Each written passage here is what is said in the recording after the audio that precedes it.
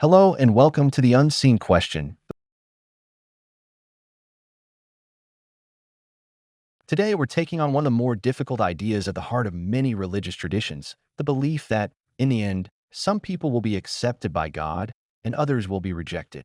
Even if they lived moral lives, even if they were good to others, even if they simply asked too many questions. The idea of divine rejection is found in many sacred texts. In Christianity, there's the verse where Jesus says, "Many will say to me, 'Lord, Lord,' and I will say, 'I never knew you. Depart from me.'" That's not a fringe idea. That's a central teaching. And it raises a very real problem. Because if people can be sincere, compassionate, and still be cast aside, then what is this system actually rewarding? When you step back from the theological details, you start to see a pattern that's more about control than salvation. And that might sound like a strong claim, but let's look at it carefully. First, the concept of rejection assumes a specific standard, one that's often vague, subjective, and unevenly applied. It usually has less to do with actions and more to do with belief, or loyalty, or conformity to a particular interpretation. Someone can live a life filled with generosity and care, but if they fall on the wrong side of a theological fence, a different denomination, or even just a doubt too many, they might be deemed outside the fold. That's not justice. That's tribalism wrapped in sacred language. And this isn't hypothetical. There are countless real-world examples of people being excluded, shunned, or even condemned, not because they harmed anyone, but because they asked questions or thought differently. Take the case of Mother Teresa, a woman considered by many to be a living saint, but even she confessed in letters that she doubted the presence of God for decades. By some theological standards, that doubt could be grounds for rejection. Think about that. A life spent serving to the poorest of the poor, potentially disqualified by internal struggle. What does that say about the values being upheld? Psychologists who study belief systems call this a high-cost signaling structure. It's not about being good, it's about showing that you belong, no matter the cost. And rejection? That's the ultimate threat to keep people compliant. The fear of being cast out eternally is an incredibly powerful motivator, one that's been used throughout history not just to inspire, but to control. In fact, if you look at the history of excommunication, apostasy trials, or inquisitions, what you see is that the criteria for being rejected by God almost always lines up with being inconvenient to the institution. Not immoral. Inconvenient. That's the uncomfortable part. When divine rejection becomes a tool of social discipline, rather than a reflection of any clear moral truth. And it gets even trickier when you think about the sheer randomness of belief itself. Where you're born, who raises you, what text you're handed as a child. All these things shape your worldview long before you've made a single conscious choice. A child raised in rural India is statistically unlikely to become a Christian, just as a child in Texas is unlikely to become a devout Sikh. So when a system claims that only one path leads to salvation and that all others lead to rejection, it's essentially penalizing people for the accident of their birth. That's not just unfair. It's fundamentally irrational. If God is supposed to be just, wise, and loving, why would access to eternity be gated behind geography, language, or culture? Why would sincere hearts be denied because they were raised with a different set of myths? Now some will argue, well, truth is truth, and it's your responsibility to find it. But that assumes we all have the same access, the same opportunities, the same time, and the same level of psychological freedom. In reality, we don't. Studies in moral psychology show that belief is heavily shaped by community pressures, social consequences, and confirmation bias. We're not computers evaluating all options equally. We're humans, wired to protect our identities and to avoid the pain of disconnection. And in many cases, it's exactly the fear of rejection, divine or social, that stops people from thinking more deeply. But what if we weren't threatened by the idea of questioning? What if being wrong about metaphysics didn't mean being cast out forever? This is where the idea of divine rejection starts to feel less like a reflection of cosmic justice, and more like a mirror of human systems, flawed, political, exclusionary. It's not hard to see how this belief has been weaponized. Whole movements have been built on the idea that they are the chosen, the saved, and everyone else is outside the light. It's us versus them sanctified, and that division has led to wars, genocides, and countless personal tragedies. people disowning family, communities shunning their own, all because of the belief that God will reject anyone who doesn't get it right. But who defines right? That's where things get slippery. Because even within a single tradition, you'll find dozens of interpretations, disagreements about doctrine, practice, and salvation.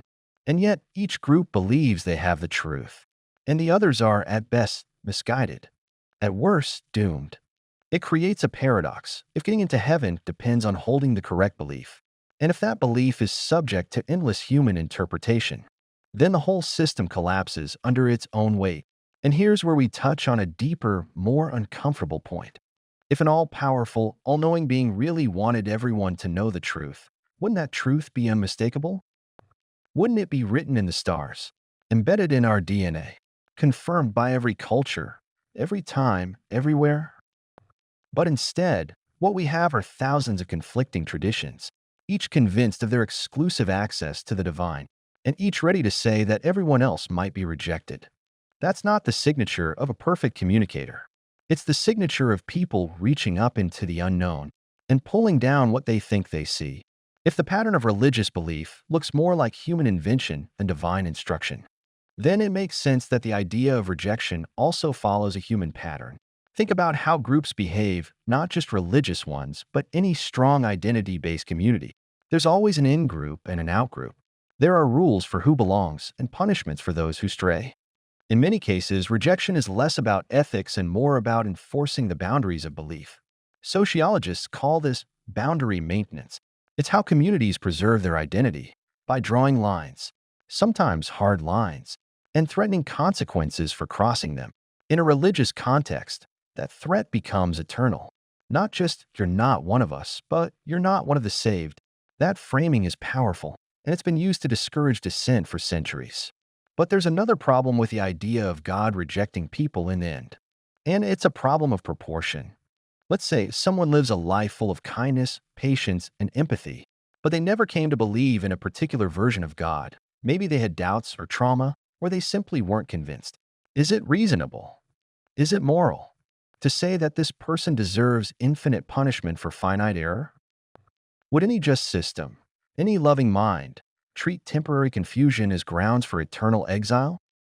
No court, no ethical theory, no legal code would accept that kind of disproportionality. But in many religious views, that's exactly what's proposed. It's not just punishment. It's infinite, irreversible, unrelenting punishment. And yet it's justified. Not by what people do, but by what they believe. That's a chilling standard. Belief is not a switch you can flip on command. It's the outcome of experience, reflection, evidence, and emotion. You can't force yourself to believe something you find unconvincing.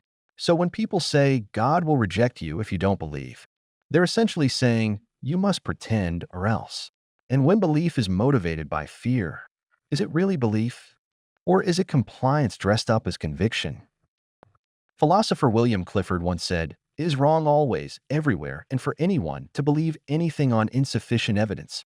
If that's true, and many rational thinkers agree that it is, then punishing people for not believing on insufficient evidence is doubly wrong. It flips morality on its head. And yet, that's what many religious systems propose. Let's take a step back and think about how this looks in real life. Consider someone who grows up in an oppressive religious environment. They're taught from birth that doubt is evil, that questions are dangerous, and that salvation depends on total, unthinking trust. Eventually, they start to ask those forbidden questions, not to be rebellious, but because they want truth, not just belief. They begin to read, to explore, to listen to different voices. Slowly, their faith shifts, and maybe it fades. They lose their place in the religious community, sometimes their family, sometimes their safety, and then in the theological view, they lose eternity too, not for hurting anyone, not for rejecting goodness, but for not affirming a creed. If that's what rejection by God means, then it's hard to see it as moral. It's harder still to see it as divine. And this brings us to a deeper issue, the psychology of fear. Neuroscience tells us that fear shuts down higher reasoning. It makes us reactive, tribal, and risk-averse. That's useful when we're avoiding predators. But it's dangerous when we're trying to understand complex ideas about existence, morality, and meaning. When belief is built on fear, fear of hell, fear of rejection, fear of being cast out. It's not grounded in freedom. It's grounded in survival. And that skews everything. It makes honest inquiry almost impossible. Because if asking the wrong question might damn you, then it's safer not to ask at all. This is how the idea of divine rejection becomes not just a theological problem, but a psychological one. It's a system that punishes curiosity and rewards conformity. And when systems like that persist over generations, they create cultures of silence, where people are afraid to be honest, even with themselves. But truth, if it matters at all, has to be able to survive honest questions. If a belief is only held because the alternative is eternal punishment, then it's not a belief held in freedom. It's not even belief. It's fear. And that's no foundation for a relationship with anything, let alone with something called God. So where does this leave us?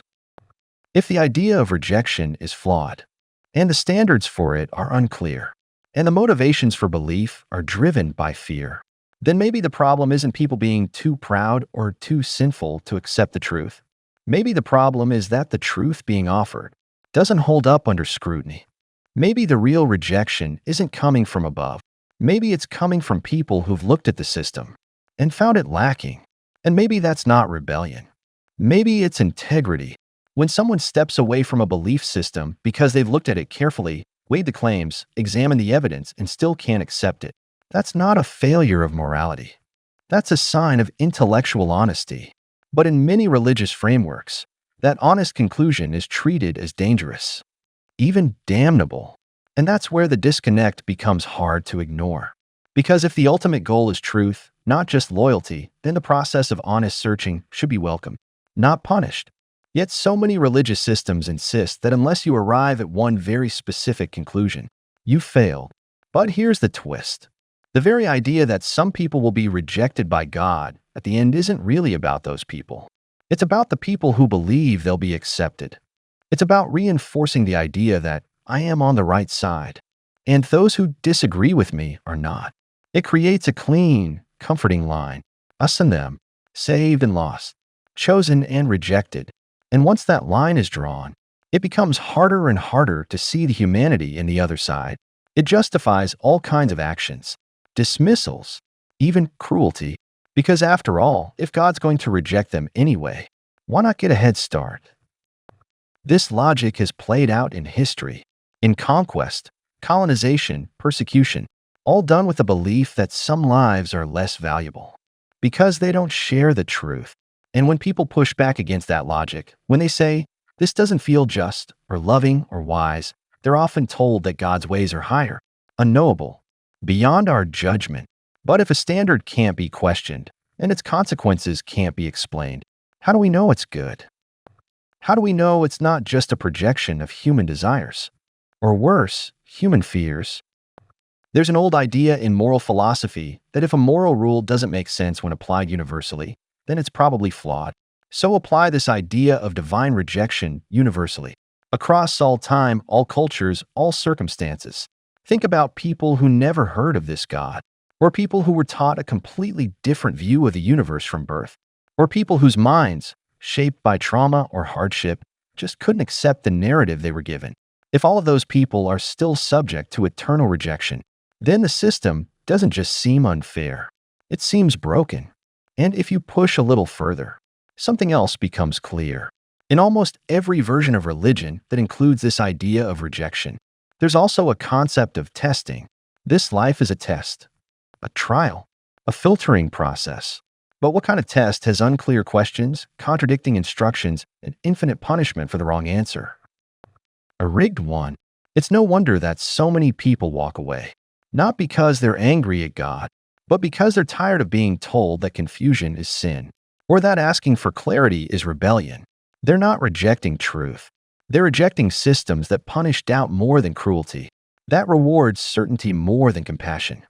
And the irony is, the people who fear being rejected by God are often the ones most willing to accept unjust ideas, just to stay on the right side. They accept eternal punishment for non-believers. They accept that good people can be thrown away. They accept that belief matters more than behavior, all because they've been told that questioning these things might put their own salvation at risk. It's not a free mind that accepts this. It's a frightened one. And fear has never been a good guide to truth. Now here's the deeper, often unspoken issue. When people are told that God will reject others or even themselves, they're not just dealing with a theological claim. They're dealing with psychological trauma. The fear of eternal rejection is profound. It lingers. It shapes how people see the world, how they raise their children, how they treat those who think differently. And for some, it creates a kind of moral paralysis. Because if everything depends on being right about the unknowable, then what's the point of kindness? What's the point of empathy? If morality doesn't save you, if doubt condemns you, then goodness becomes secondary. It's a backwards ethic. And yet, this is the foundation of many religious worldviews. But here's a thought worth sitting with. What if being rejected by God isn't real at all? What if it's just a metaphor for social exclusion, projected onto the cosmos? What if the people we fear being judged by aren't divine, but human? And what if the real moral task isn't to win the approval of a deity, but to live a life of clarity, compassion, and courage, even when it means letting go of comforting stories? That might sound unsettling, but it's also liberating. Because if you're not being watched by a being who might cast you out, then you're free to think, to question, to grow. You're not a soul on probation. You're a mind with a capacity for wonder, doubt, and understanding. That's not something to fear. That's something to honor. And if there's anything divine in the universe, it would have to be big enough to embrace that, not punish it, not reject it, but welcome it. That's it for today's unseen question. If this made you think, if it challenged something old or sparked something new, then this conversation was worth having. Thanks for listening.